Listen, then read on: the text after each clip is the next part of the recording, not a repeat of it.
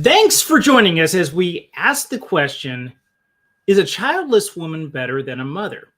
Otherwise known as... Which is better, children or career?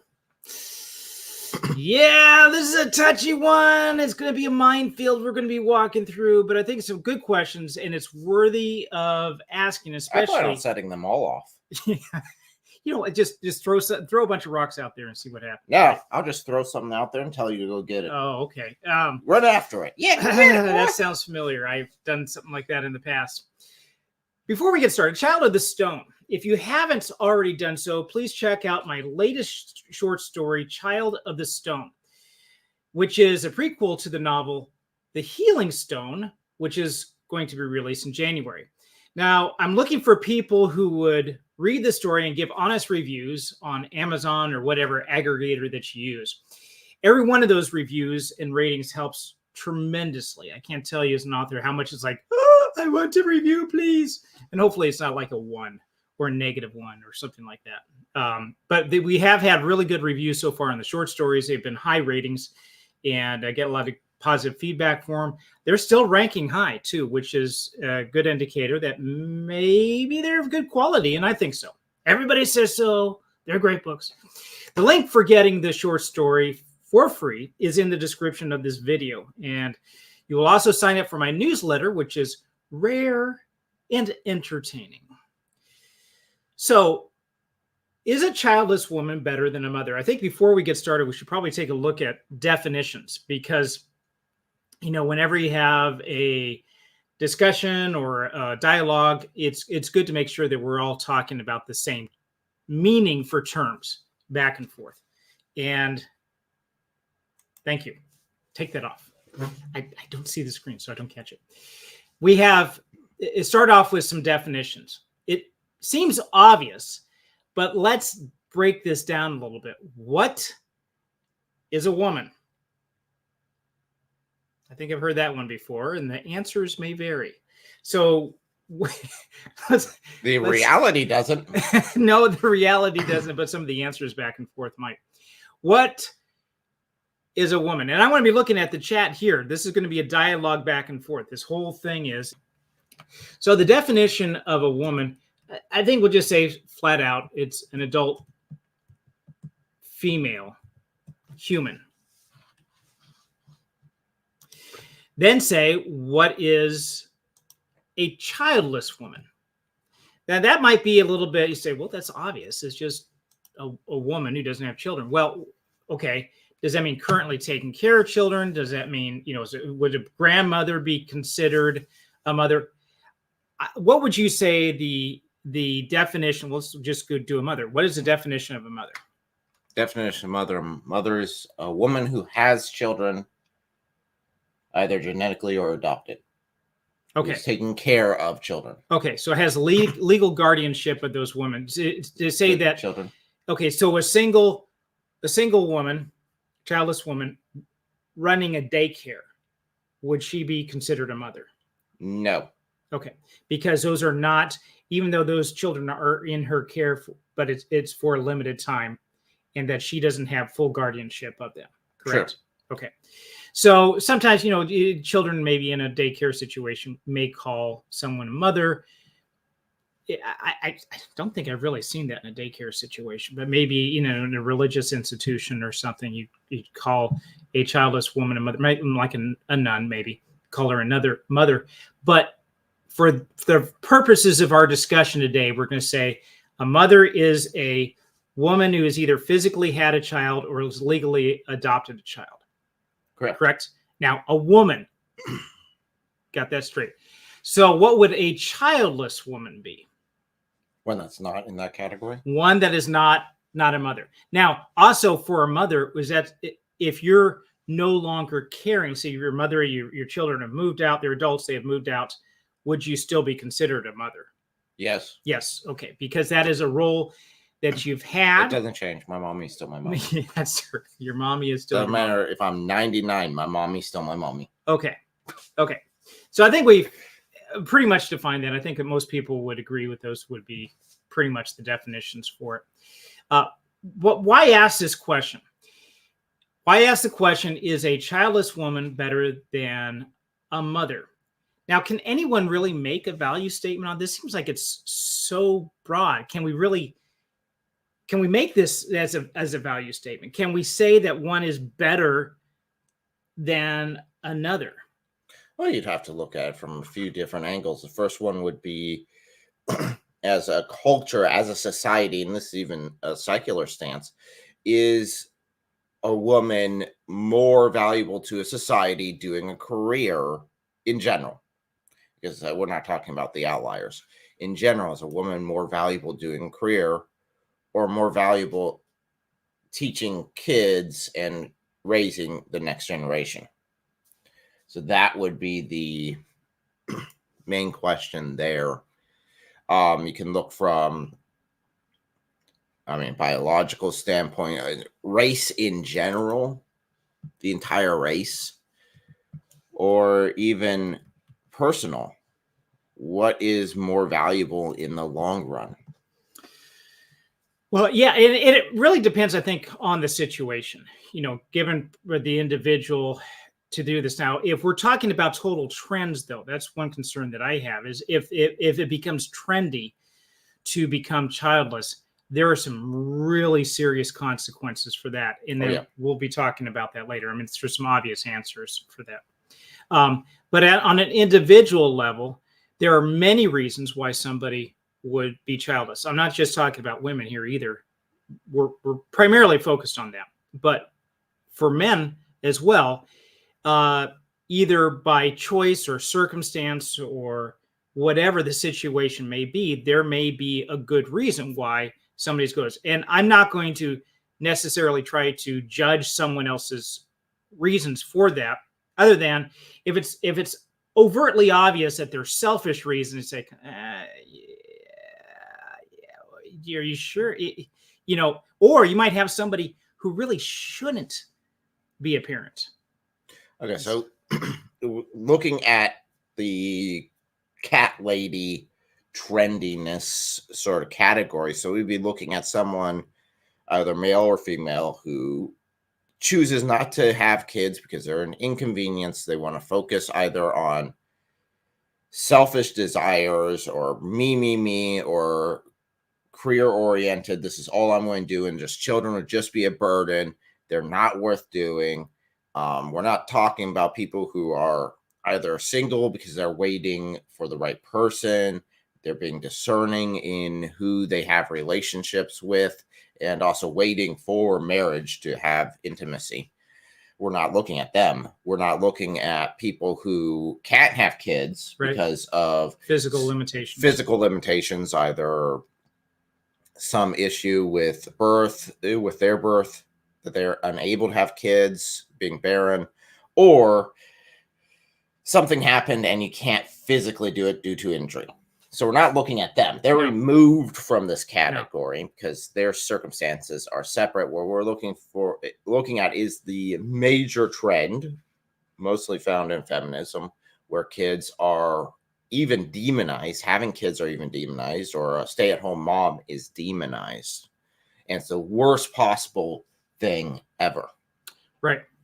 Yeah, that generally like that. And we'll get into, we'll break this down even more further on, but that's a really good generalization to say that these are the categories that we're talking about. So it's not an easy answer. That's why you look almost like a case by case thing. I don't think that we can generalize.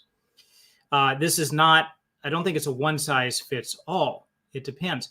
So we're not making an indictment against couples that by no fault of their own cannot conceive children. They're infertile or whatever the situation be, nor is it a slam against people who have a gift of celibacy. So what are you talking about there? Well, what does the Bible say about this?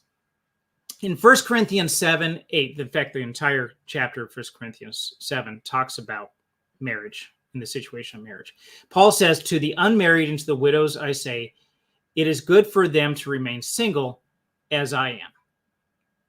So one of the primary authors of the New Testament, Paul, was single. Yep. And so there's another person in the New Testament who's also single, and we know by his life that and who he is that singleness is not a sin. It's not like you totally missed a man. Everybody's got to get married and have kids. Well, he's going to get married eventually. But he's waiting for the right one. Oh. Touching. Okay, who are you talking about? Jesus. Okay. The Sunday school answer. Sunday school answer. Yes. But yes, Bride of Christ, waiting for the right one. But then again, he chose to be single for that time. It wasn't like he was dating women left and right. No, that's true. That's true. And you say he's going to get married? What in the world are you talking about? Bride of Christ. Okay. Okay. Feast of the Lamb, the wedding ceremony. The marriage feast of the Lamb. Got it. Yeah. So Revelation, entire book. Yeah. So the concept of God, the whole reason for creating the human race was that he would have it'd be like an eternal bride. There's a companion, somebody there with him, not as an equal, but he wants a relationship with us, and it is a deep relationship. And there's the concept of the marriage of Christ with the church. So yeah, that's there. So Jesus is single, and for many reasons. One is the marriage of the church. Could there be other reasons why he may have been single? Not having children? Not having children, well, it would have been a mess. It would have been a mess. It would have been very hard because he knows what he's and he was into. Here for a certain purpose. Yeah. He kept that purpose. Now, that being said, there are people who choose to be celibate. Looking at like nuns, some priests that choose to be, they are also not in the category that we're talking about. No, because there's a life that's dedicated. They're dedicating themselves to a purpose bigger than themselves, saying that I am sacrificing my sexual desires or my desires to have a family in order to pursue this goal. Yeah, but you know what, though? That same thing could be said about, that's actually them sacrificing themselves for their career. Yeah, so that's the question. Is their career something that is of the eternal nature, or something that's just temporary here that will forget you a week after you retire? Well, there are a lot of people who would say, who are in the career mode, who would say, listen, this is, having children would be a burden. It would keep me from doing this. And my career is benefiting society. So because having children would distract me from the goal of benefiting society through my career, and maybe it's a charity, maybe it's a secular charity. They're not Christian. They run this charity, and they're saying children would get in the way. So I'm choosing not to do that so I can do this. And I'm benefiting everybody. And if we're talking about a woman, she might look at this as saying, listen, I'm not having children of my own, but I am a mother to all, basically, is what they might be saying. Would that be considered selfish? I want to include them in this category. Because why? I want to include them in the crazy cat lady category. It depends on where that's going, right? I guess it depends on the situation. Because if you like, we just did that review on that movie about the I can't remember her name. The nun. Oh, Cabrini. Yeah, Cabrini, who, impacted thousands of kids' lives, right, for the better. Yep. Never adopted a single kid herself. Never had a kid herself. Right. But yet, through her actions, she did so much good for kids who had no hope. Correct. So I would definitely say, no, it's people like that who are choosing that option, self-sacrificing, don't fall into this cat woman meme. Right. So it's not like, I don't think we're also not trying to set ourselves up as judges and line everybody up and say, are you a selfish cat lady, childless cat lady, or are you not? And we have this checklist going on. That's not our job. We're not trying to do this, but we're looking at overall trends and saying, is there an issue here with as a society and as a group of people, everybody in mass heading a certain direction? Are there problems? I think the answer is yes, and we'll actually look some numbers at this in a bit here and see if that's an issue. Now, the people groups that we've talked about are just the slight outliers. They're not the main trend. Correct. So we're just trimming the fat, saying, hey, these are the people that we're not talking about that wouldn't be included in this trend. That would be outliers. We're trying to focus in on the group, and unfortunately, there seems to be a large number of people in this trend. that's what the issue is. Once you start to hit this critical mass, if you can almost imagine, Cabrini, awesome what she did, but if even 20% of the women in the United States chose the path that Cabrini did, that would be world changing. It would be world changing. 10%, 5%. So it'd be world changing in it'd be positive in one way, but negative in another, right? Because you'd have the positive would be, we could probably solve a lot of problems. Oh yeah. Immediately. But then after a generation, you would not have, or even 10% children. Wouldn't be that big of a hit. But I'm not sure what the percentage would be. It depends on what the birth rate is for the rest of the population. Yeah. And if we're all having 7 kids, it's not going to make it. 10%, 10%, 20%. That's 30. Not going to make a difference, right? Because you can look at the numbers and say what's going to happen, how things balance out. It may not be a bad issue. But and this is not something where the government should step in and make sure that this is personal decision. No, absolutely not.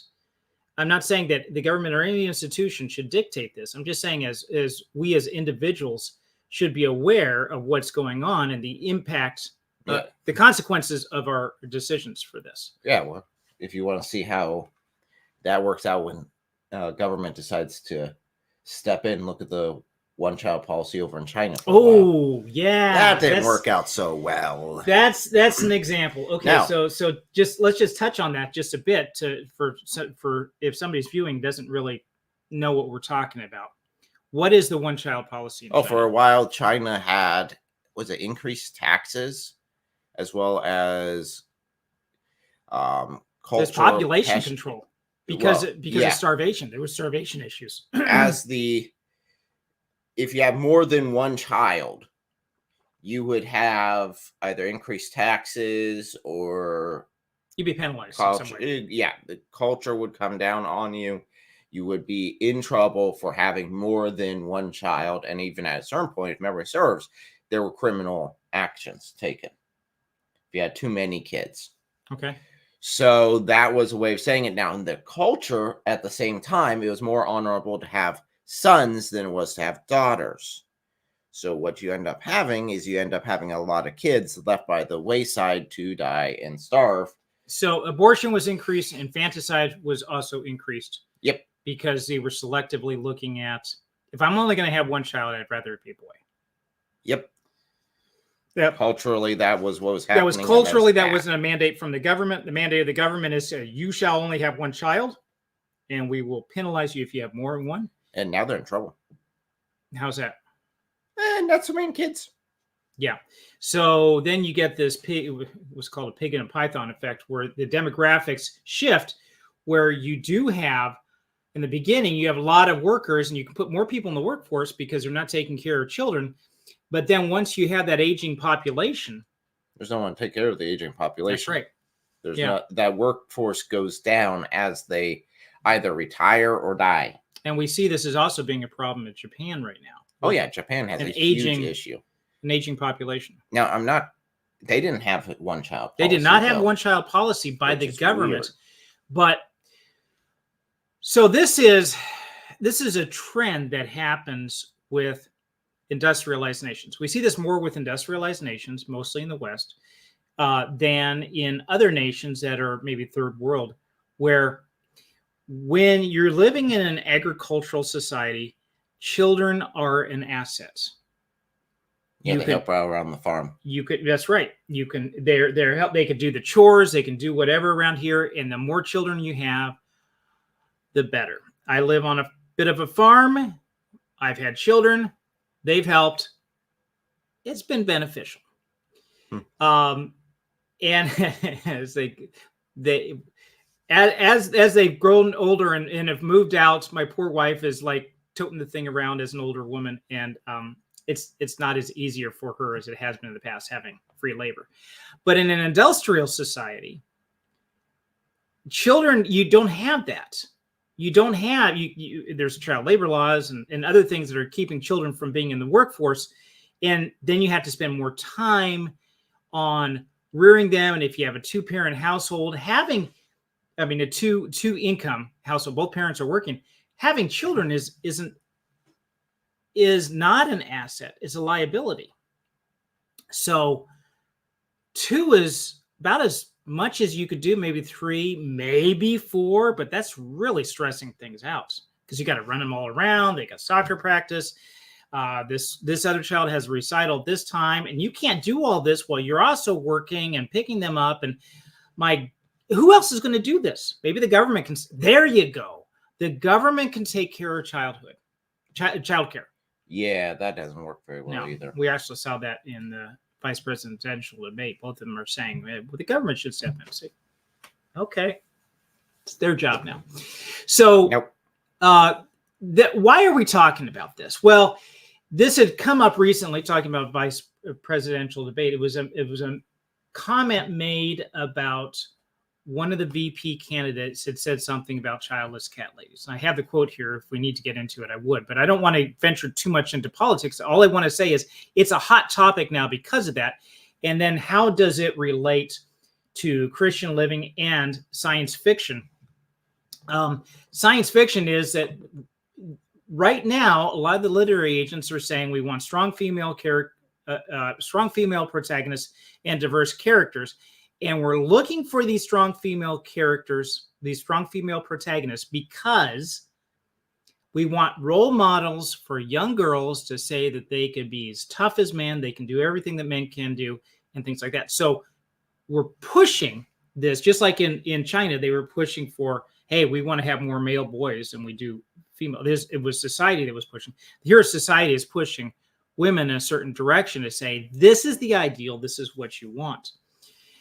And so let's take a look at a few memes here on childlessness and specifically child cat lady. So this was one, this is a bit of a joke saying, child free. Yes, we know what we're missing. And no, you don't. It's fun. There's so many things you can do. And this is true. You can travel. You can spend more time on self-development. You know, that I'm self-improvement, that if I'm not burdened by taking care of children, I can focus on things on my bucket list and learn how to play the guitar. I could do all sorts of other things that I like to do, or even, you know, helping out with the charity and stuff like that. If I'm not bothered by children, I can focus on my career, you know, not having that wage gap as much, supposed wage gap that's in there, because I don't have to go out and spend time, take my kids to the dentist or whatever. I can focus on the career and self-improvement and everything else. Having fun. Well, that was one. Let's take another look at another one. Tell me what you think about this one here. This is another expert speaks. Are unmarried childless women really happier? A word of encouragement from one single sister to the next. No. And so this one really didn't answer. Too. Breaks, huh? What's that? A lot more immature too. But there's a lot of maturity. Yeah. Now, not just for women, yourself. but also for guys. I've seen this too. Now, I don't have any data to back this up, but you would say that. I'd say personal experience. Heck yeah. Holy cow. Why do you think that is? I think the answer is obvious, but it goes from, and this is because I got married, and then shortly after that, we had a kid, like,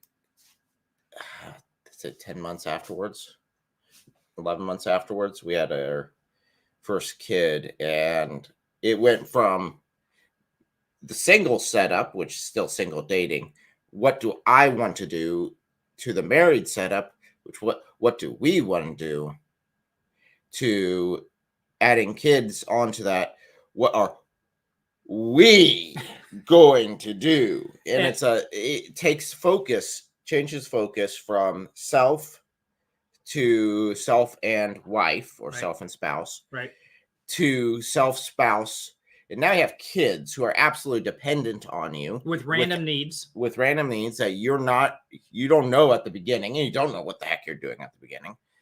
And they need you absolutely, because if you don't actively take care of them, they are going to die. Hopefully, it's not that much of an extreme, but yes, definitely. I mean, it is. I mean, if hopefully you don't marry a spouse and she has the same needs. I know. Both kids are like there. So yeah, the spouse can take care of herself or himself. So you have that.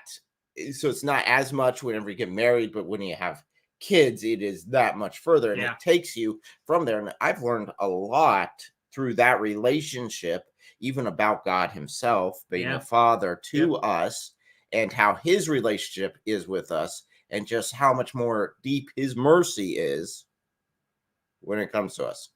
Yeah, absolutely. And then when you have multiple children, not just a single child, but multiple children, there was a comedian who said, if the problem with kids is you're doing something, all of a sudden you have kids yelling in the background, stop touching me, stop touching me. If you have a single child and the child is over in the corner and starts yelling randomly, no one is over there, stop touching me, then you got real problems. What's that? And then you've got the dynamic between the two, because of course kids aren't all the same starting from day one. They're very different.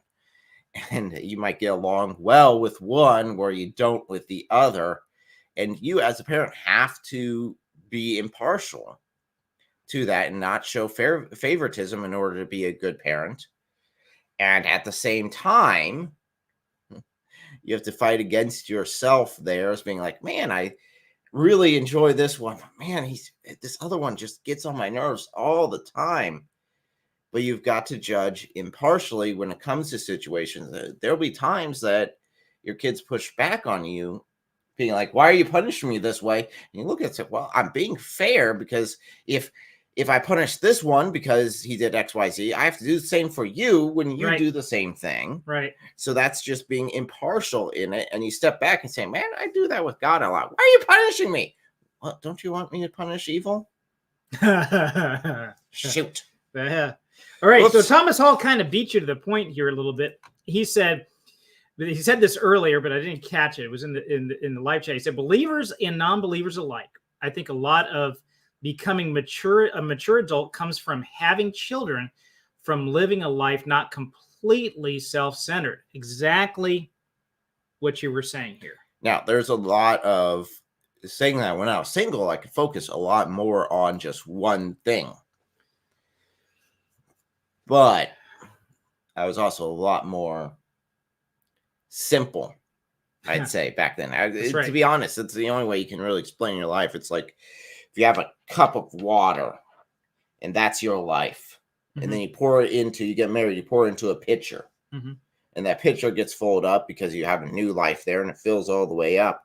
And then you dump that into, when you have kids, multiple kids, you dump that into like a 5-gallon drum, and that fills up. And then you look back at that little cup that you used to be and saying,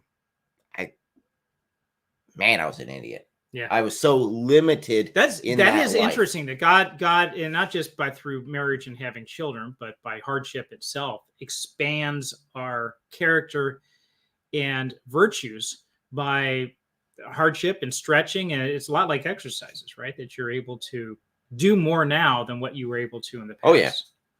Yeah, so that's true. So then Carol, also we've been talking about China. She said, in China, more children over one meant loss of government benefits, which under a strict communist government meant everything that would support those children. It was huge. There are a lot more benefits through communism, that there are a lot more restrictions too, multiplied, right? Let the government handle it. Let the government handle it. Well, yeah, then the government needs to handle everything, goes in debt and seizes the means of production. So you have no freedom. No. You have all the government benefits, but no freedom or choice. You got like one type of bread you can go pick. You got one thing off of everything, and it's government production. And if you don't like it, go up a creek without a paddle. So if you say you don't like it, then you're going to jail. Yeah, even those benefits that were originally given to you, say, hey, we'll take care of healthcare, and then you find out that you're waiting in line half the time and you can't get nearly the amount of health care that you used to. Yeah, so it's never a good thing. Thomas Hall also said, fatherlessness is the root of much of the problem. Many of the younger generation have no good male figures in their lives, no reverence for marriage and family. That's true. Yeah. When we look at, I have some trends here that we're going to take a look at later, and this all builds up for that. You'll have a chance to see that. I was surprised when I started gathering the data for this and doing an analysis. I was trying to be open-minded to say, whatever the data is showing, and sometimes we'll look, some of that data it's nuanced, because there's more than one reason why something in society might change. You can't say this is the one reason why it happened, because there's multiple. It's a multivariant situation. But when you do see that, it's abundantly clear, above all. So I would say that in terms of value judgments for this, I would say that it depends on the situation. Some people are called by God to be celibate. We've already talked about Jesus himself. We have Paul, and there's other examples in the Bible where that's the case, where then people can be dedicated to a calling of God specifically. And of course, then you have the secular version of that, which may produce something good, but maybe not. In the early 20th century, there was a trend rose that reframed the value of women from primarily being mothers to a variety of equal valued roles. But the question are those roles equal valued to motherhood? That's a question I'm going to put out to you guys. And while you're thinking about that, I'm also going to take a look at another meme here. We're child free. Sorry, we're not sorry. We're not saying that everybody who is in this living a child-free adult life is selfish, but there is definitely a trend going down that direction. Yeah. And I would ask, would you guys agree with that? Do you see a trend that has happened, say, beginning of the beginnings of it probably would have been around the early 20th century, and then moving forward from there. And you could look at certain events and certain trends that happened over the last century that have brought us to where we are now. And the question is, what are the results? Here's another one. Look at all these kids I don't have to send to school. Another one showing freedom that you have. It's all open. And I'm not going to start singing as much as I would like to. Thank you. You're all grateful for that. Another one here. Women who doesn't have kids starter pack is happy and entitled to her choice. Financially stable. Rightfully annoyed when everyone tells her you're going to regret it when you get older. Having a grand time. Doesn't need people to tell her what to do with her body. Well, yeah, there is a point to that, right? Financial freedom. Financial freedom, sure. You don't have to spend money on kids, right? Yeah. Industrialized society, they are a liability. Yeah, in that case, sure, but you will regret it later. How is someone going to regret it? I hear there are some women. Okay, let's take a look at one. Well, I'll show the meme a little bit. There is one woman in particular, and she's not alone in this, who is in her 50s, and she is absolutely firm that she has made the right decision, that to choose not to have children, to choose not to get married was the best for her. And we've already looked at somebody like Cabrini, right? Had made that decision. So how is it negative? Is there anybody who regrets it later on? A lot of them do. Yeah. The trends say a lot. Because once you get to 30 and you have no kids, the likelihood of having your first kid is really reduced. Well, it starts to diminish, yeah, through that. So, and I think goes down. I used to have the stats for it, but it goes down to, I think, 20%. Well, also men. Likelihood. You look at men. So we do have a huge decrease in testosterone. Yes, as we get older. Not only that, but men, I believe, I didn't mark down the stat for this, but I believe that men today in their 20s have the same level of testosterone as men in this 1980s did who were in their 70s. That doesn't surprise me. Now, the question is, what is the deal with that? I think that might be environmental, which is a huge problem, because not just in terms of having children, libido, and things like that, but also health effects because of low testosterone too. So yeah, that's another issue with it. So let's look at another meme. Not having kids is the most selfless, eco-friendly act you can do. How is that? How is not having children eco-friendly? If you believe that humanity is just a cancer on the world, yeah. Right? Okay. Slowly making sure that we die off. You're reducing your carbon footprints. Yeah, by not having kids. By not having kids. Kids are carbon-based. So Yeah, you are that's true. reducing your carbon footprint by choosing not to have children. You don't have to run around as much with dropping them off at school. But you know what? Let's be honest. If you don't have kids, you're probably still going to be running around as much. I don't know where this guy's car is. But I mean, he's sitting in the middle of nowhere. The thing is, no one would also care if you just sat there forever. Because on that road, you mean? Yeah, because there's nowhere. Yeah, that was I didn't know. I thought it was a plane. Oh, like an airport, like a landing strip, something like that. But no, you're right. I think it is just a random road somewhere where he sits by himself all the time. Right. Being childless. Right. What a great life. Yes.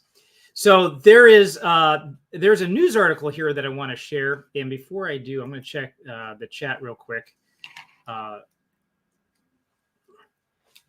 Carol B said, it's a myth that single childless women have good paying jobs, tons of friends, and great dating life.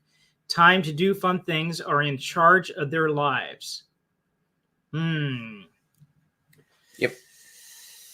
Are you saying this because of the people that you know, or because of something that you read? I really want to see if we can back some of this up with stats. I do have some stats later that might reflect and show this, but I would love to see if you do have something, Carol. And Carol, you're so sharp. I know you probably pick something up on this. If there is something that we can point to say that definitely this is a trend. And one of the things could be mental illness. How much depression? How many drugs are need to be taken by? How much are the pharmaceutical companies benefiting from single childless people, especially women? Because there is a trend, an increase in mental illness, specifically depression, that is hand in hand with this movement away from having children and getting married. Thomas Hall also mentioned, says, you can see the effects of nurture without discipline on this has on society now. Biologically, mother's role is to clean and kiss the wound. Father's role is to suck it up, you're fine. Both are needed. Absolutely, there's a balance there that is both between the mother's nurture and the father's discipline and real life attitude. There's also the role of provider and nurturer. Women can tend to be able to think in parallel. There's 15 different things coming, and they got all these spinning plates, and they can handle it all. The guy's like, what? I just want to focus on one thing. They focus on one thing, get her done. Even physiologically, men tend to be made for this. With the cones and rods in the eyes, I believe that men have better peripheral vision, black and white, to see movement a little bit better, where women can see colors better, have a broader spectrum of colors. Some women even have, instead of just having 3 color sensitive types of rods, so there's a 4th in there, so they can actually see more colors than women. It's an aberration. But parallel thinkers, be able to communication, better communicators. Women tend to think with more of their brains on communication than what men do. Men can communicate a smaller package just with a simple grunt. See, there you go. That means so much more. It's all in tone. It's a tonal language. Let's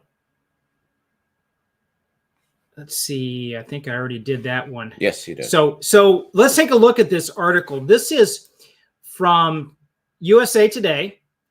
So I'm not choosing something that somebody would accuse me of saying it's a right-leaning article or something like that. It's just basically conservative bias. It said this is from July 26th of this year. It says, why are more adults not having children? New study may have an explanation. It says, Lisa and Michael Harris decided early in their relationship that children weren't likely in their future. The Alexandria, Virginia-based couple married in 2019 when Michael was 60 and Lisa 49. Well, that's pretty much beyond childbearing age anyway. When Lisa made it clear one of their first dates that she reserved the right to adopt, the couple said there was little discussion on having kids after that. Instead, the Harrises have poured their times and resources into social life, careers, and travel. Both work in cybersecurity, and Lisa is getting into her 2 master's degrees would have been difficult with children. I never felt the need, Lisa said. I felt okay to take care of myself, put food on my own table, get myself out the door in the morning. But the thought of dragging some innocent bystander into that, not so sure. And so this is, you get the name Dink. Have you heard the term Dink? No. Dink is, where do I have that? I have that here. You don't know the definition off the top of your head? No, I don't. I was looking this up. Okay, hold on just a minute. Somebody's going to say it before in the chat before I get to it. Dual income, no kids. So that is what this couple is looking at, is to say that they are they chose to do this. And again, the question is, and it's a value judgment, is this the best way? They're older too. This couple is older, but you also have a lot of younger couples that are doing this. It's become a trend so much that there's an acronym for Dinks. Yeah, Carol B jumped on that. Yes, she did. Probably did it before you could get to. I don't know about that. I think I got it to her before that. And she also said women usually dream in color while men are not likely to. Oh, I don't remember. Do you I don't know. That's a good question. Now I'm going to be wondering, and next time I go to sleep, do I dream in Technicolor? I have no idea. That is weird. I don't know if I've ever heard that before. Yeah, and how would you? I don't know. Good luck on. I don't remember most of my dreams anyway. That's difficult. So another meme that I'm going to put up here says, Happy Mother's Day to someone smart enough to avoid motherhood. So you're stupid if you're a mom. Yeah. So this is one of the reasons why I want to dig into this. Man, her mother's freaking insulted by that. Just think of that for a second. Whoever wrote that must hate their mother. Yeah. Because guess what? Everyone that makes these memes have parents. And they're throwing them on their bus real quick. Yeah, well, society tells us that the question of whether a childless woman is better than a mother is deeply subjective and is based on cultural, religious, and personal perspectives. Is it subjective or is it situational? That a mother is better than a non-mother or mother? Than choosing to have children. So being childless versus having children is subjective. It says, it's versus situational. So what happens is you have people that are talking about both sides of their mouth with this. They say, well, motherhood is valuable, but so are all these other things. Where the value of motherhood in the early 20th century was held high because that was pretty much the thing that women did. They mother and they took care of the house. It took time to take care of the house. Right? Where now there's enough modern conveniences that have allowed us to get away. You don't have to wash clothes by hand. You don't have to wash dishes by hand. You don't have to sew by hand, make your own clothes. Those are manufactured for you. All these other conveniences are done. You have control over your own body in terms of reproduction. You can take the pill. There's other contraceptives that you can do that have freed women. You have career choices now that are available, and women can do any career choice that men can do. So that's why we've seen so much of an increase of women in, let's say, underwater welding and trash collection and working on high tension lines. All these tough, dirty jobs, working on oil rigs. We've seen an increase of women on all those, right? No? Those are all still men. Those are all still men.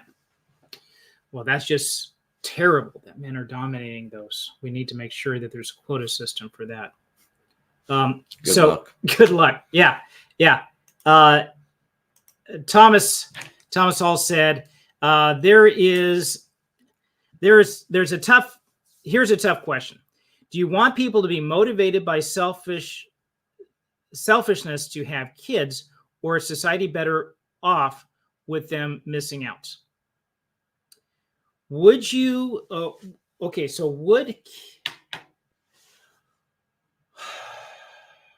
want to have kids because I want to have kids.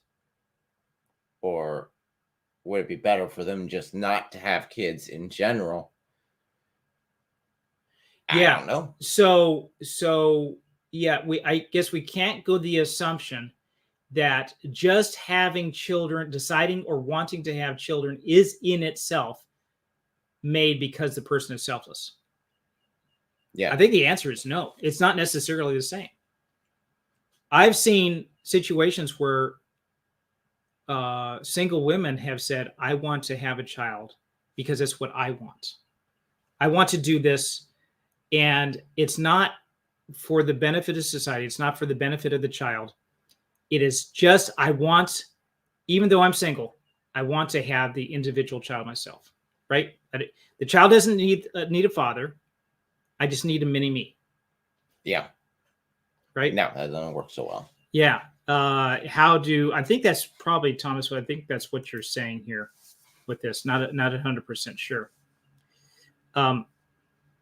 So we have seen a rise in the child-free movement that highlights the idea that a fulfilling and successful life does not require motherhood or fatherhood. Well, actually, we see this trend saying the opposite.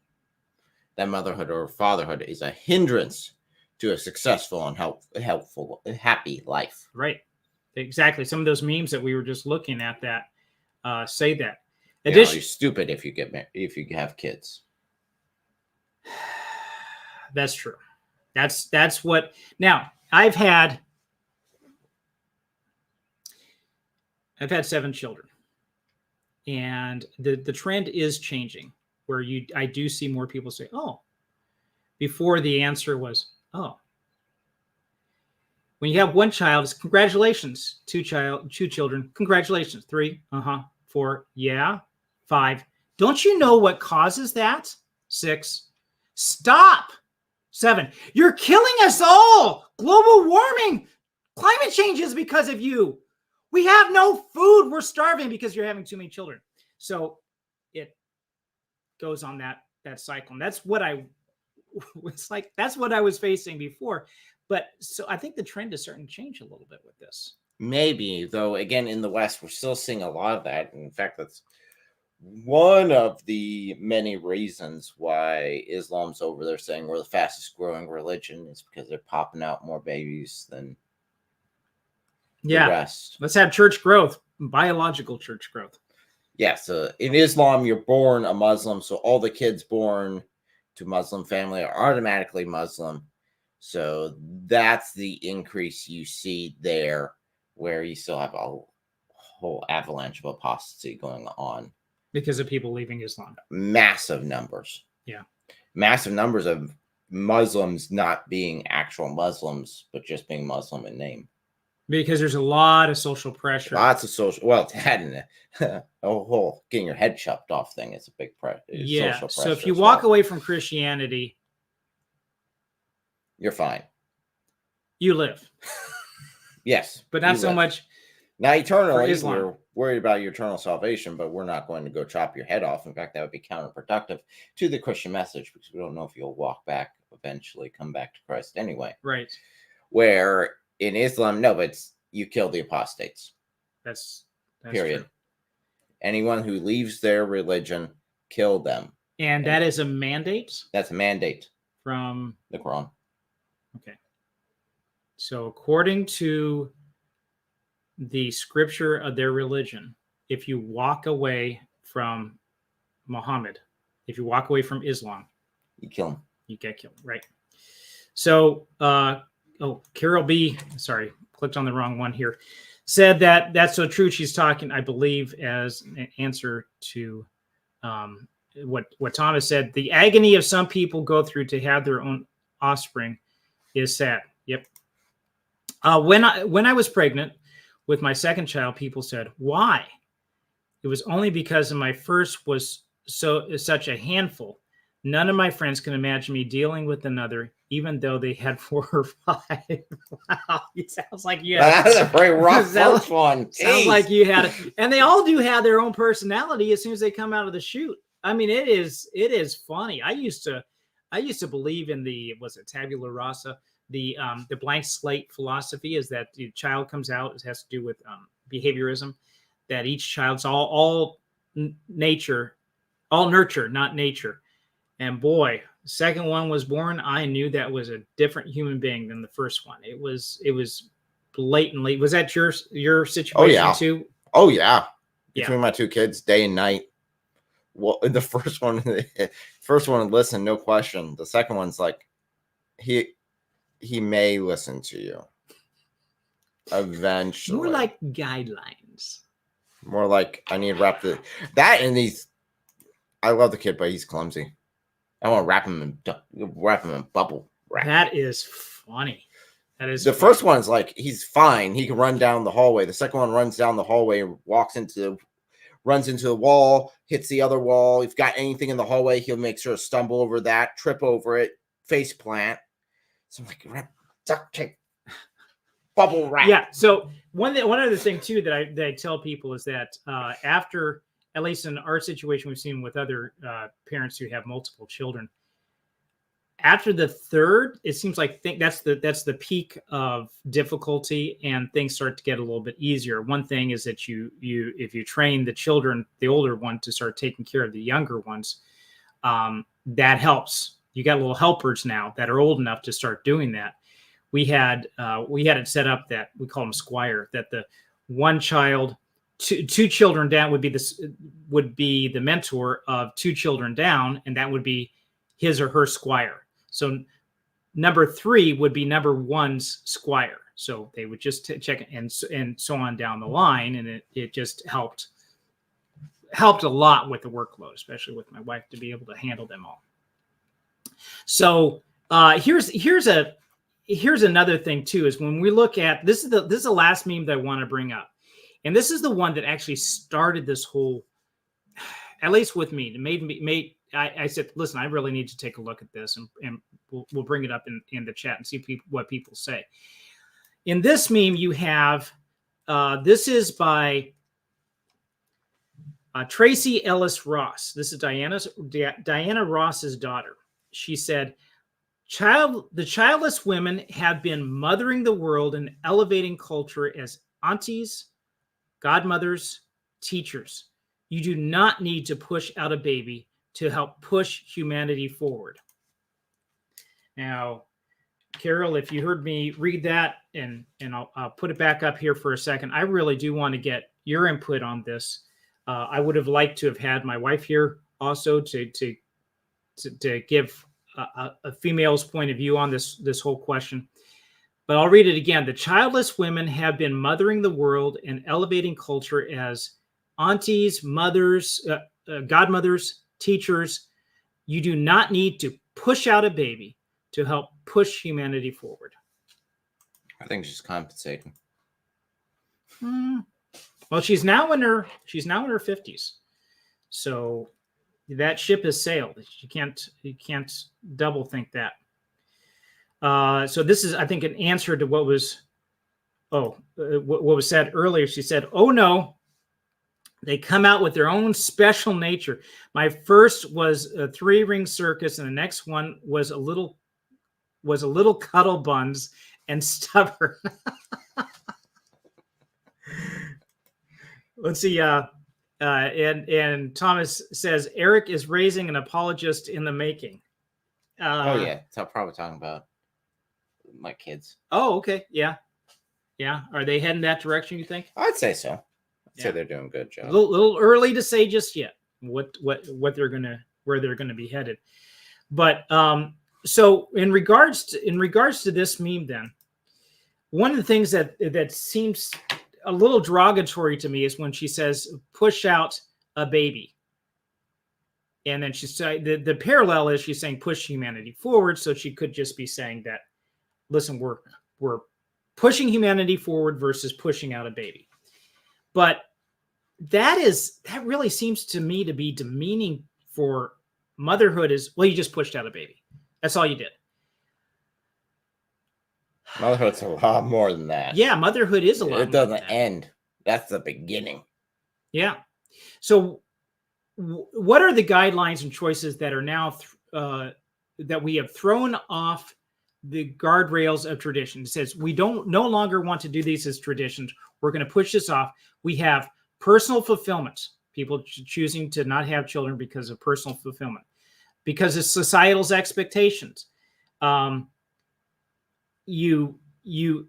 People look at you just like this. Why having children? Well, there's a negative outlook for that. And so those are a couple trends, and financial too, to say how many parents have said we cannot have children yet. We're going to keep postponing. What's the video of Idiocracy? You should have had clips of Idiocracy. Oh, what are you talking about? The intro? The intro where you have the rich couple that keep. It's not yet time. We're not ready yet. Oh my And the gosh. others, the dumber group. Yes, is popping babies out. Popping babies left and right. He's got 2 women that he's cheating on one with the other. And yeah. He's got that was hilarious. 2 going at the same time, and he's got like 50 of them. And by the end, they got like no kids. Yes. The intelligent group. So there might be some truth behind this. So the concept at the beginning, the opening of the movie Idiocracy, it looks at these 2, actually a single guy with multiple women on the side, and this couple who has very high IQ, and they end up not having any children, where the low IQ group has multiple children. They exploded. And the idea is that, intelligence is somewhat genetic. What are we looking at 200 years from now? Not a good picture. And that's the movie Idiocracy. Yes, the movie Idiocracy. That's what it was. Bad movie. Bad movie. Don't watch. So Carol is, I believe, responding to that one quote. She said, the quote makes me think of friends who don't marry and wish they had. They pour themselves into their nieces and nephews and godchildren. Yeah, at some point, I think there's a bit of regret, and there is a point of no return for women. For guys, there's still a possibility, but for women, it's like that ship has sailed. You cannot do that anymore. And again, we're not talking about women who are incapable of having children, or marry a man who is incapable of having children. We're not talking about those groups. We're talking about people who said, no, I'm not going to do that because selfish reasons. In a list of memes that we've already shown. Right. And the same thing can be said about guys. There's a trend for guys right now, men going their own way, that are refusing for whatever reason, out of frustration or whatever. And the dating, oh my gosh, the dating culture now stinks. You cannot, poor guys, with a swipe left and swipe right, you get the top 20%, the alpha males that said they get most of the women, and the rest of us are just like thrown to the side. I wouldn't put myself in the top 10%, so just off to the side. And it makes it tough for guys in a dating situation right now to find a good woman, and the frustration to throw up their hands and say, you know what, it seems like there's so much trouble, I'm not going to work. Then do it. For men, it's dangerous, very dangerous. Legally, yeah. One allegation be false or true, and you're screwed. Yeah. So there's regret on women. I think also the guys who have chosen the career side, Carol, have also run into that. I've seen interviews with CEOs to say that they have made these Fortune 5,000 companies from scratch, but they wish that they would have either spent more time with their own family that they do have, or had a family altogether. So there's regrets, I think, on both sides for that. April said, it is rude to say push out. It doesn't end there. Yeah. Well, I think what the idea with this too is that she's saying, listen, you just have the people who are procreating. They just have the people popping out babies. And then you have us who are really driving culture, driving society. And we take care of these things. We don't have babies. We raise yours. And that's a scary prospect. That's a very scary process. When my wife read that, she looked at that and said, I don't want her raising my kids. Why does she think she has a right to raise my kids? And we do see that a little bit with teachers and the educational system to say, parents, you don't have a right. We and the government have the right to raise your children. The way we think they need to be raised. Right. Reading the books we think they should read. And if you dare question or even read the books we're telling your kids to read, you're in trouble. And don't you read it in front of me. So let's take a look at some stats. There has been a monumental shift. Since the mid-20th century, there's been a clear trend in many parts of the world where more women are embracing careers, education, and personal development, often at the cost of or delaying bearing children. So what are the key factors that have contributed to this shift? Feminism. Feminism is part of it. Feminism. Even second wave, yeah, they've done that. Increased access to education. That's contributed to it. I'm not saying that women should not be educated. I'm not saying that at all. I'm saying that generally all of us should probably stay away from some higher institutions of indoctrination. Colleges are not what they used to be. I have 2 degrees. I spent 11 years in university. There's a good place for it. There's a good call for getting a degree, but increasingly so over the last 30 years, institutions, universities and colleges they're just popping out degrees, and they're not necessarily giving the good education that you used to be able to get. It's not the same. So increased access to education is one of the causes. As more women have gained access to higher education, resulting in greater career opportunities, and as educational attainment is increased, many women choose to prioritize personal and professional development over starting family, at least in their early adulthood. So it's pushed off. And also the part about can't ignore the part of the educational society that we have now pushing that sort of, you can't be successful if you don't have a degree, if you don't have all these criteria here, you have to go to college, you have to get that done. That's also valuing that above anything else. Correct. Above the family, above that. And the teaching that goes into that is also geared towards that avenue and not towards family. So you go in there, you learn humanities. It's not going to teach you that, having kids is a good thing. No, it's going to teach you, and definitely my experience with humanities, it taught you more. You need to be productive. You need to go get a job. You need to have this degree in order to do it. You need to have all these requirements. If you're not, then you're just a Neanderthal beating around the bush. Let's hear for the Neanderthals.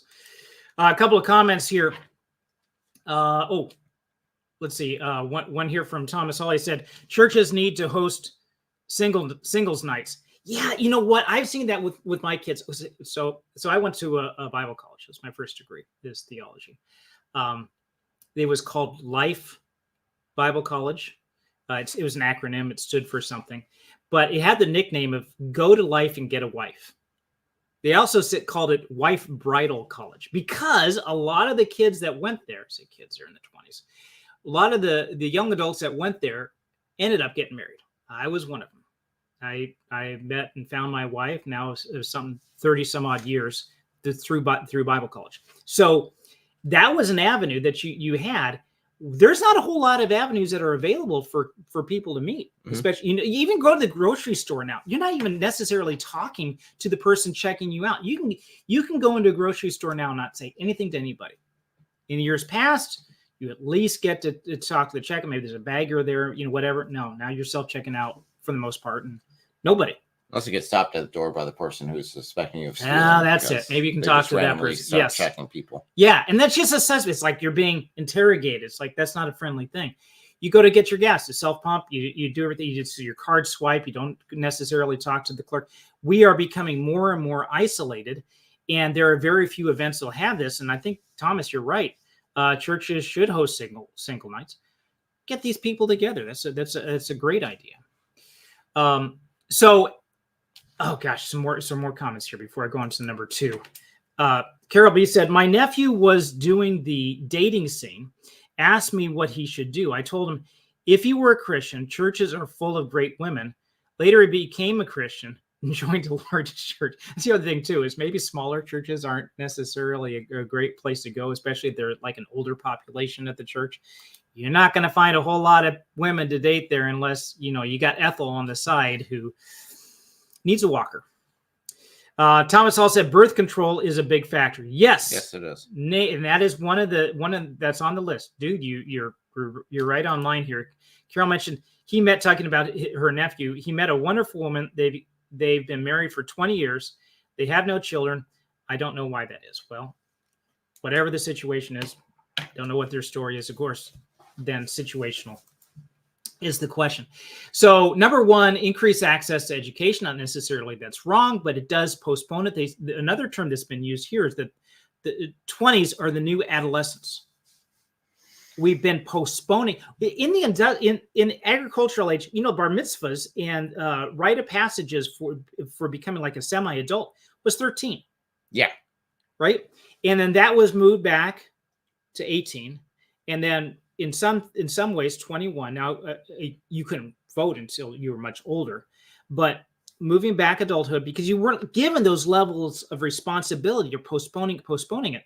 And adolescence is a product of the industrial age, such that we're postponing maturity to 18 into the 20s. And even now, in some cases for higher education and so forth, we're postponing adulthood even up to 30. To say we don't expect these children to actually mature until much later and not given those levels of responsibility.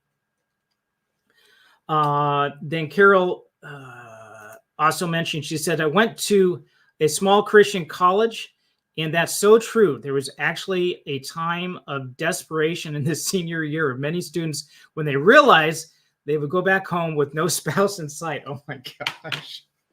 That is funny. That's very funny. That is funny. The Bible college I went to was small too. There was a small group, but tell you what, I got a good one. It worked out very well. She is a gem.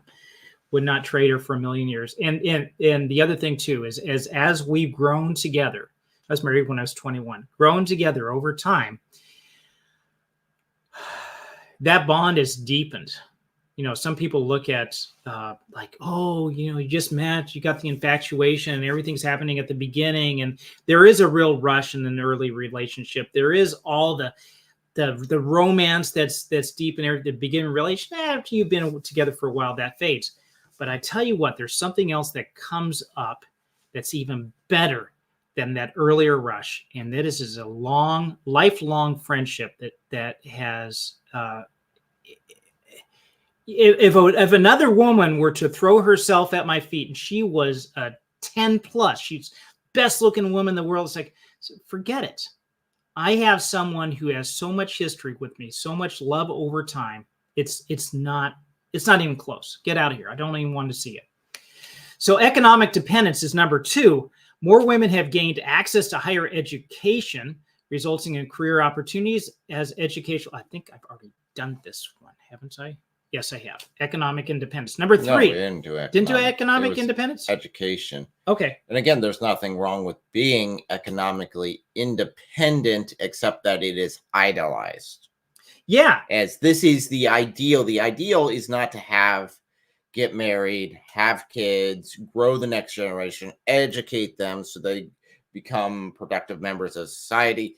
No, the ideal for women shifted from that to spend all your time in college and in school, get a useless degree, then go sign up for multiple jobs, get a career somewhere, work at it for the rest of your life, and eventually retire it. It became basically they switched the men's role and just took it over and put it on to the women and said, this is what you need to be. I think and just deleted what the women originally desired. So there has been some good aspects of equality that have been there, but there have been many negative ones. To say that equality said, okay, women can do just what men do, can do just as much as men, and they're equal. There's no difference between the two. Actually, there is a difference. And it's a good difference.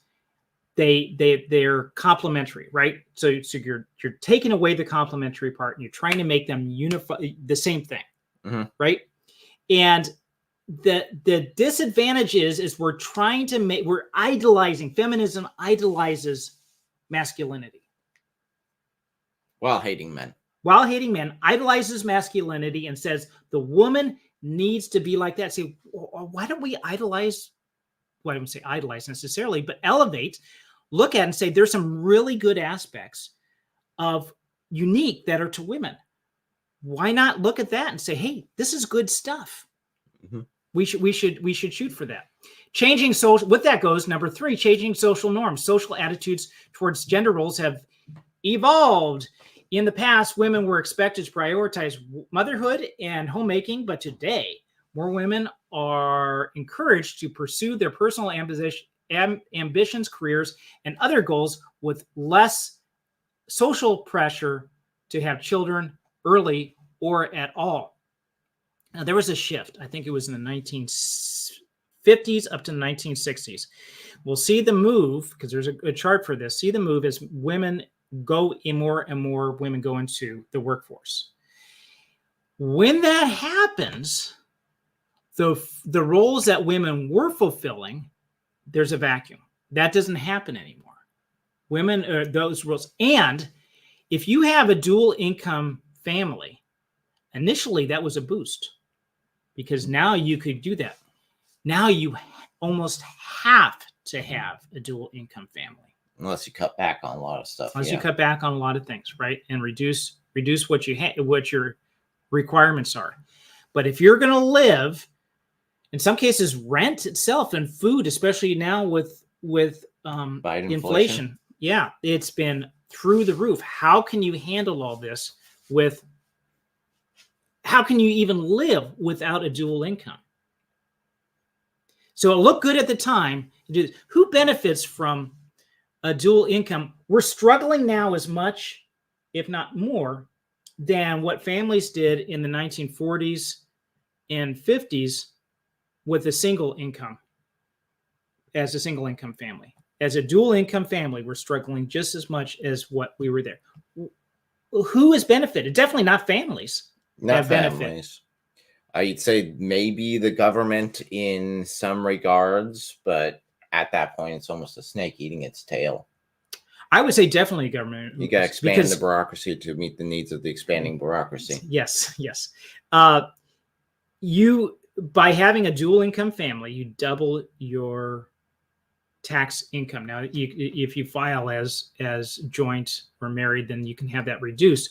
But basically, it's close to doubling whatever the income would have been for just a single income family to a dual income family. Now there's a lot more taxes there. So it's to the government's benefit to have dual families. Also, having more workers in the workforce available is a benefit to business, right? Because you have more people doing it in the short term, because in the long term, you have fewer children.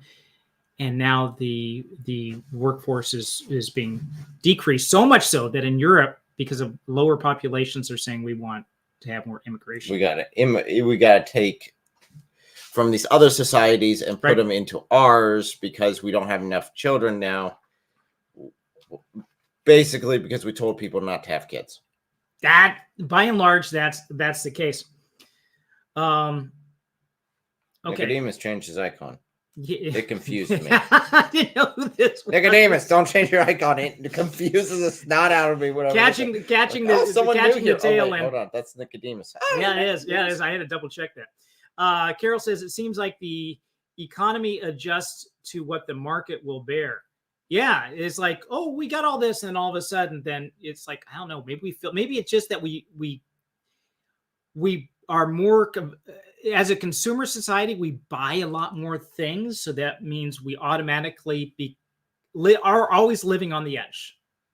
Well, I mean, if we look back at the 1920s or 1930s, or that's depression, so I wouldn't look at that necessarily. Well, before the depression, before to 1920s. 1920s. I mean, they had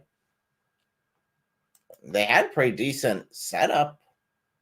Even if you go after the Great Depression, after World War I, even World War II, even you go to the 1950s, they still had a decent setup. Well, okay, so there was a shift in the 1940s with World War II because as many men were fighting overseas, there was a great drive with rationing and so forth for women to take up the slack in industry where men had been left and gone to war. So there was an increase of women in the workforce, and that continued after the war was over into the 1950s, and especially 1960s it started to pop. So there was a change there. Let's see. Okay, I'm going to put this up here. Had so much to say about the topic, so folks have been spared. Okay, which is fine. So Carol said, I'm sorry. Nicodemus says, I changed it because the last one was harshly criticized. I don't know why. Not sure. I didn't even know if I got a good look at the last icon. So number 4, advances in reproductive health and contraception. And so this happens specifically with the pill, being able to postpone pregnancy. There have been, I don't know how many marriages in the past have happened because she actually fooling around beforehand. Somebody got pregnant. And somebody got pregnant. Shotgun marriage. There have been surprises when I look back and did some genealogical research and, looking for my family roots and stuff like that. I'm not going to name names and I'm not going to say who, but let's just say that maybe some fooling around and getting somebody pregnant was the reason why some of my ancestors got married. I wouldn't be here today, and maybe a lot of us wouldn't be here if that didn't happen. And the difference back then, though, the man typically did the right thing. Talking about all the responsibility for women, this is a responsibility for men. Men did the right thing in marrying the woman. Now, maybe it was a difficult marriage because it was kind of, shotgun wedding, forced and stuff like that. But people learned to live together with each other and make it work. So, but with the advancement of contraceptives, that became an optional thing we can put off. And then with abortion there too, it's like, well, maybe I wasn't careful with the contraceptives. Maybe something happened here. I'm in my second year of college.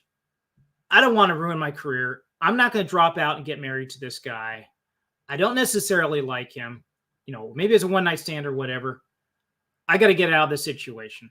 So I'm going to kill the baby and start over from scratch. That didn't happen. The people who really benefit off of that, let's say the people are selling the drugs, yes, but even more so than them would be single men without any morals. Yeah. Because they can just sleep with whoever they want. And this is not all on the women. Women are said to be the egg guardians, the guardian of the eggs. And so generally the man would have to, do their song and dance to get the woman to like them, and so much so that they'll sleep with them. But women tend to be the guardian of the eggs. And with this, with the increase of contraception, I'm not saying contraceptives are necessarily bad, but because of that, it opened up a whole new avenue. It changed society, because now women can be more like men. They don't have to guard the eggs like they used to, right? Yep. It's an open territory. So that's number 4. Number 5, economic pressures. In many developed countries, economic factors such as the rising cost of living, childcare, and housing have made it more challenging for women and families to balance career and parenthood. As a result, some women delay or forego having children and focus on financial stability. So I don't know how many times I've talked to couples that are saying, well, we're just going to put off on having children until fill in the blank, until we own our own house, until we have a second car, until we make sure that such and such is ready. We want to be able to start a savings account for the child's college, whatever the deal is. I would say that generally speaking, you may never, ever be financially stable enough to say, okay, let's do this. And Idiocracy, the beginning of Idiocracy, to say that, okay, we're ready to have children now. And then she looks at her husband and says, but his sperm count is down, so we can't have children now. And then eventually he dies. And she thinks that maybe I can do in vitro because we saved some of his sperm and we can have children now. But if you postpone too long, now I'm saying you need to be financially stable to have children, right? Yeah. You need to. Children cost a lot of money. But when is enough enough? Is there never an end to it?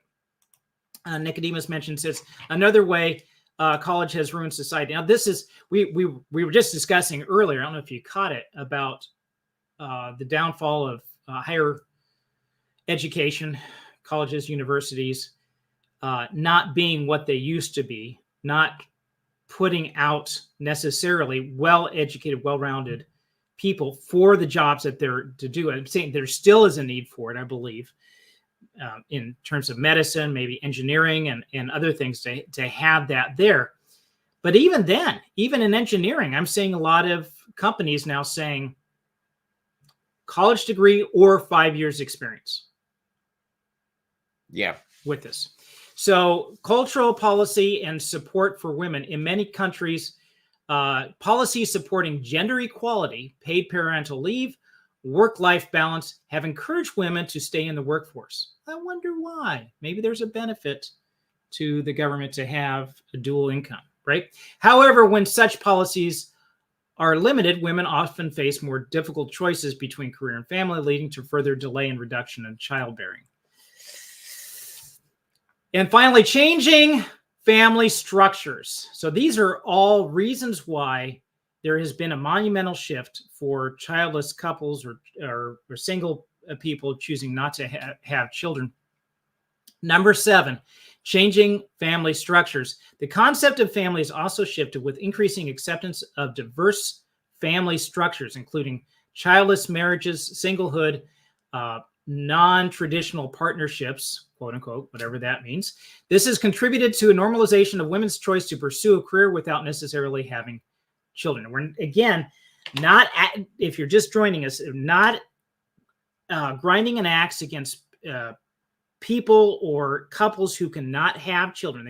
They're infertile, or people who are dedicated their lives for Christ, in helping other people in real charitable ways, to say this is the direction I'm going. We have the example in the Bible of both Jesus and Paul and others who are good and single. So that is not the issue here. This is about other things. Or about those who are just waiting for the right one and not being discerning and not being frivolous. Right. Right. So those people are not in the category of the individuals we are talking about. So Nikki said, overrated regarding career, quality of life, and foregoing family societal responsibility for said future economic potential. Yeah, when you get to the end of that line there, You're all alone. Not necessarily happy. I'm going to do it for the sake of happiness. I'll be happier without children. Not so much. Maybe not. Thomas Hall said, a large part of red pill community is perpetuating the bad behavior of immature men, giving all men a bad rap. So is this the MGTOW philosophy? Pill. This is more extreme right philosophy. Andrew Tate. Think Andrew Tate and that sort of style.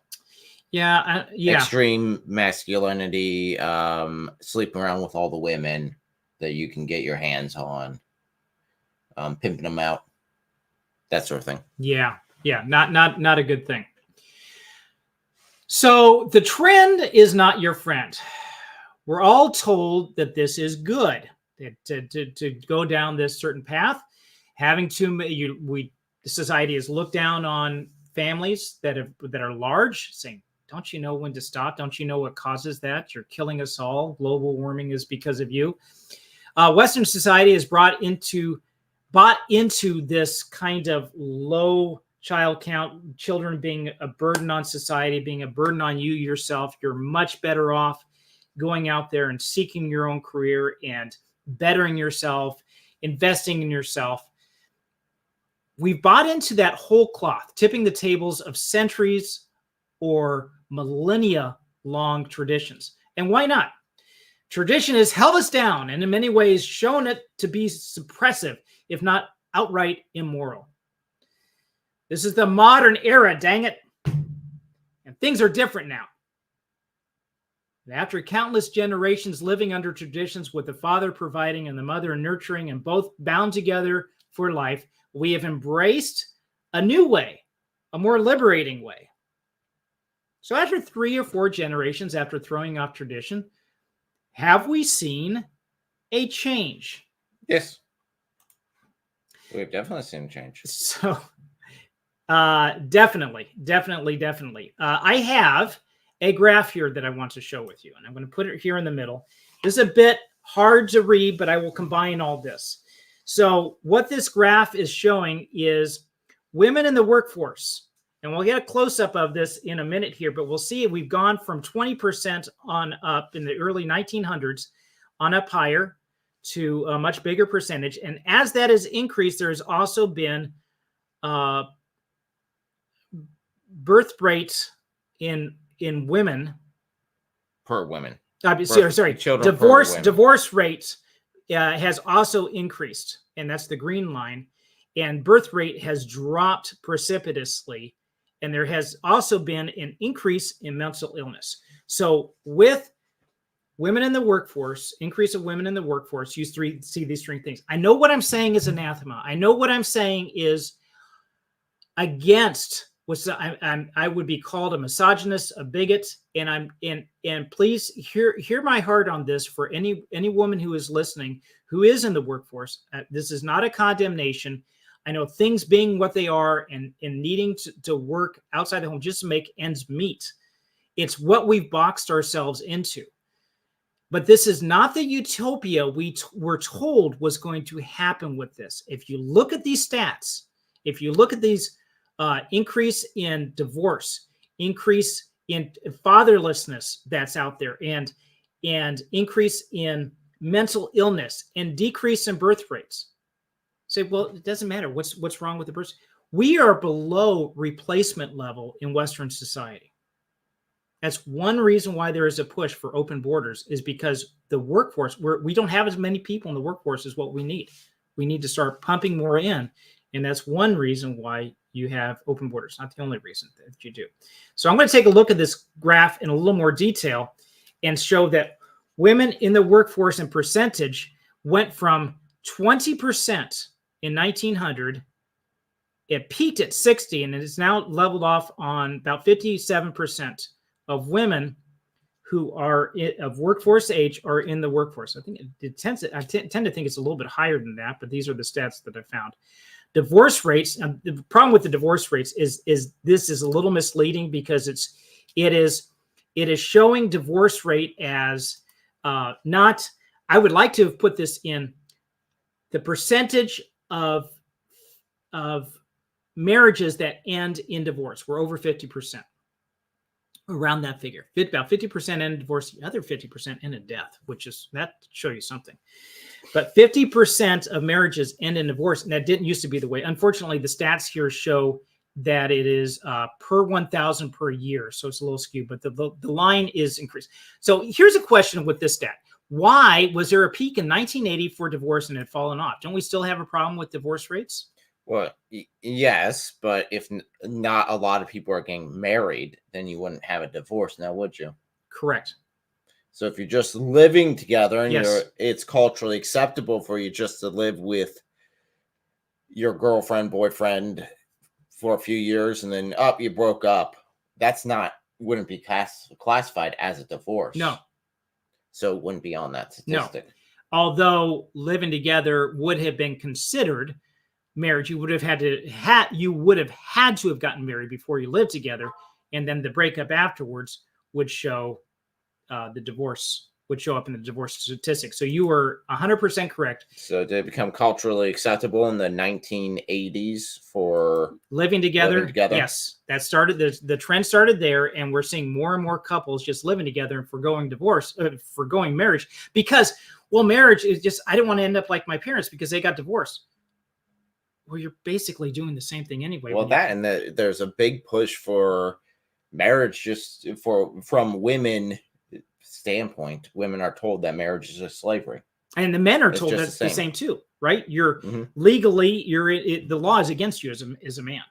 Remember one of the people that whenever my wife and I were getting married referred to me just wanting a kept woman. What? Because she stay-at-home mom and not working in the workforce and not focusing on that. Therefore, she's a kept woman. She's an enslaved woman.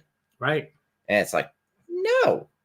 That's the other thing we haven't really touched on is how society looks down on stay-at-home moms taking care of the kids. It's like, oh, well, you're just this.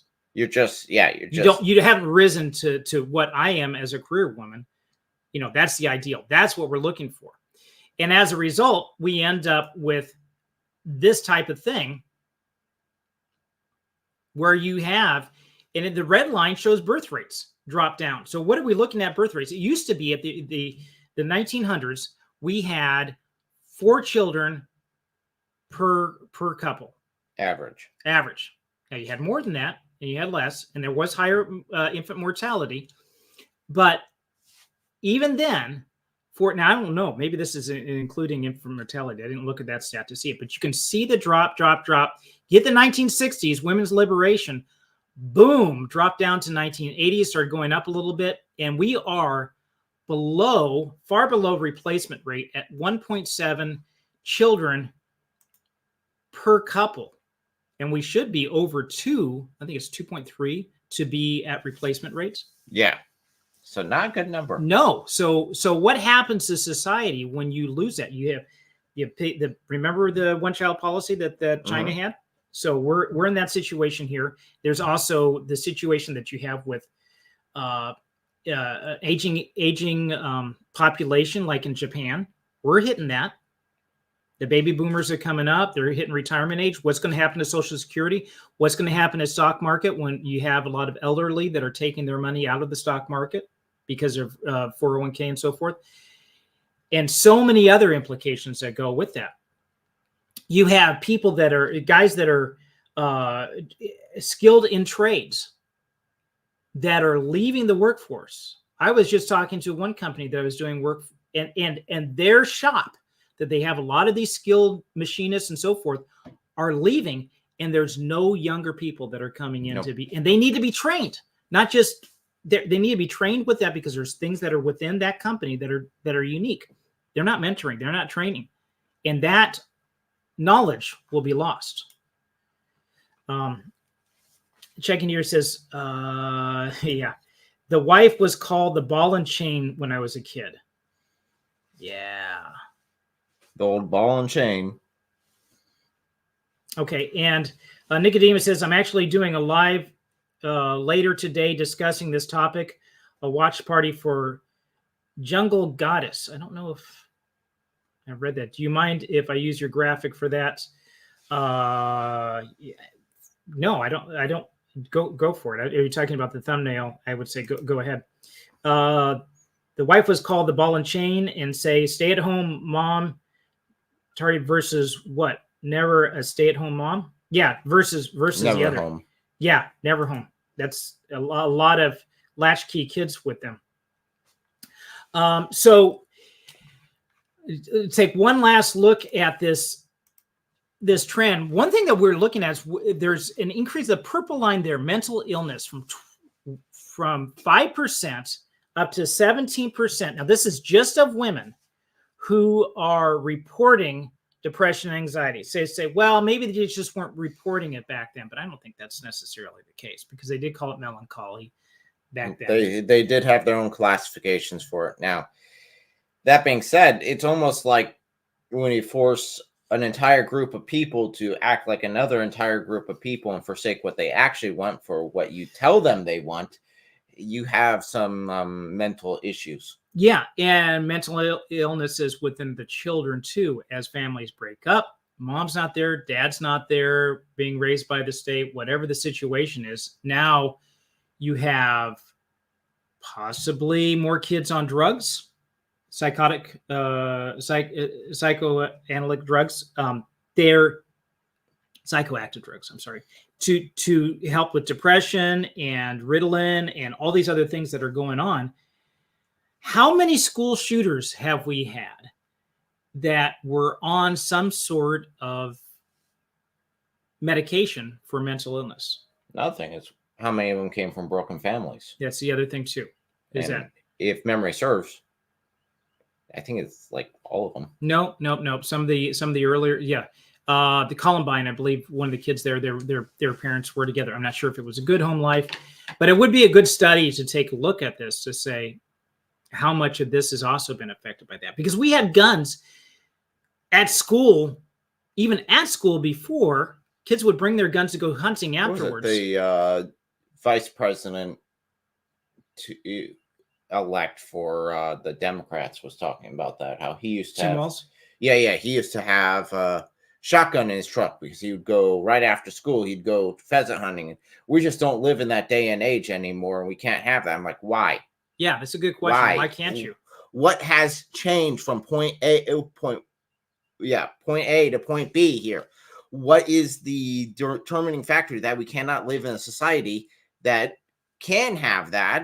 That's commonplace, that's accepted, and to a point where it's like, no, we have to have a mandatory gun buyback because the society is just not trustworthy enough. What happened? That is a huge question. That would be, we could do an entire live stream on that as well. April said, if men had adhered to what God had set out and treated women as they loved the church, that would have helped out in singlehood. Absolutely. Yep. This is not a dump on women thing. This is both men and women. You have a lot of guys that will, get a woman pregnant and then leave. Remember what I was saying earlier about a lot of our ancestors got married afterward because that was the right thing to do, to have children and support the wife, support the child, so the child would grow up properly. We don't see that as much. In fact, especially in inner city neighborhoods where there's a high welfare, if you see, this is unintended consequences with welfare. You don't want to necessarily give someone money who's not in need. And if you have two-parent income, or the father is there to help, then why can't the father help instead of the government? So we're only going to help single women. So then that becomes an incentive for women not to declare or have a husband around, so they can have just don't get married. You have the man's around, you just don't get married, and there you go. And then the man decides one day that it's too much and just gets up and leaves. Yeah. So and then you have a fatherless home there. You do, and it's a very, and then not just in inner city. You also have that elsewhere. But welfare has been an incentive for family breakups to not. Yes. Sounded good on paper. It did. But application didn't go so well. Unintended consequences. She also said the devil is doing his work, breaking the family apart. Governments around the world are helping him. Yeah, that's true. Nicodemus was responding about let's see, I think it was women being the backbone. Wife. Okay, there we go. Wife and the mother, anchor of the home. Yeah. And backbone, but coerced respect for all real women redefined that. Unfortunately, Carol, UN's 2011 global initiatives were a real eye-opener for that in globalization. Yeah, this is not just a trend in the U.S. We do see a lot of the UN, how do you say, initiatives or rules or whatever being adopted by sovereign states to say we're going to subject ourselves, like the U.S. subjecting itself to the UN under its rules, to say no, that's not what we elected for. We are an independent country and supposed to not be involved in that, right? So then Thomas Hall said, "Amen, April. Hurt people. Both sexes are responsible." Yeah, yeah. That it's not just a male female thing. It is both. Welfare in the UK is the same. Oh, I guess maybe April, are you in the UK? Better off being single to get more benefits. That brings and that brings a shortage of housing. Interesting point. So housing shortage because the guy then, the father, needs to have his own place. The woman and children, usually with the woman, had their own place. So you doubled the housing needs. Yep. Right? And usually not very good houses. Okay, so when you get down to it, when people say motherhood is still valued, what most people might mean is while motherhood remains important to many on a personal and a cultural level, its societal and economic value has been comparatively diminished. Say, we value motherhood, but we also value these other things, which means then motherhood is dropped down in value as other things are raised in value. As a result, we're living in a diminished society that seeks personal fulfillment over the fulfillment of others, one that pursues short-term gratification rather than play the long game. Again, Paul and Jesus, single for a reason, for a good thing. But one look around tells us that there are very few Pauls in our society. Coming up next week, we're going to take a look at Christians in science. 7 Christian scientists, not the cult Christian scientists, but 7 scientists who were Christians that changed our world. This is following up in the heels to say that where the Bible and God supports science in its purest form, the scientific method and research, observation, so on and so forth, as opposed to just in general scientific communities and institutions and things like that. So now we're going to be looking at the scientists and say that, hey, we do have a good leg to stand on for Christians. Christians and science are not at loggerheads with each other. In fact, with these guys and others, there was a great support for science. So until then, really have enjoyed your input back and forth, and I will leave you off with this. Oh, and in case I don't see you, good afternoon, good evening, and good night.